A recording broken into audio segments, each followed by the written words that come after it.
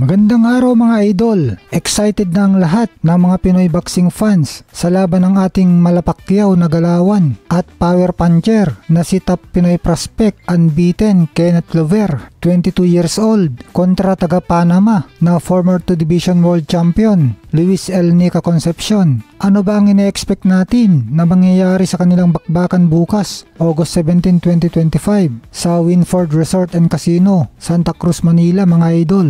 Maganda silipin natin ang highlights ng huling laban ni Luis Concepcion. Ang huling laban kasi ang pinakamagandang basihan kung ano ang malapit-lapit na pwedeng ipakita ng isang boksingero sa oras ng laban. At dito nga sa huling laban niya mga idol, kung saan nakalaban niya ang nooy undefeated na Meksikano na si David Cuellar Contreras. May record noon na 25 wins at 0 loss noong October 13, 2023. Isang taon ng mahigit ang nakalipas bago muling lalaban ngayon si Concepcion kay Kenneth Lover bukas, kung saan sa laban nilang ito ni David Cuellar Contreras na 21 years old noon ay natalo si Luis Concepcion na may edad noon na 38 years old at may record na 40 wins at 10 losses. Natalo si Luis Concepcion via technical knockout sa round 8 at makikita natin sa laban na ito na talagang matapang si Concepcion, hindi umatras at come forward na fighter. Nakikipagbaragan talaga ng mukha, pero napansin natin na mahina ang kanyang depensa. Open lagi ang kanyang mukha kaya madalas siyang tamaan ng mga cross ni David Cuellar, kung saan pa nga ilang beses itong nayanig. Pinapagsangga kasi niya ang kanyang mukha, pero kahit nabubugbog na itong si Concepcion ay wala pa rin takot sa pagsugod, kaya may never say die attitude itong si Concepcion. Ang pag-iisip niya ay hindi baling tamaan siya, basta makatama lang siya. Sobrang tapang, kahit bugbog na at tumalsik na nga ang mouthpiece nung round 8 ay tuloy pa rin. Nadismaya pa nga siya nang itinigil ng referee ang laban. At para sa atin mga idol, mukhang mas malayo ang lakas ni Kenneth Lover kaysa kay David Contreras. Kaya prediction natin, base sa estilo na Concepcion na bara-bara, ay mananakaut kagad ito kay Kenneth Lover bukas. Pwedeng technical knockout dahil ihihinto ng referee o knockout talaga sa early rounds.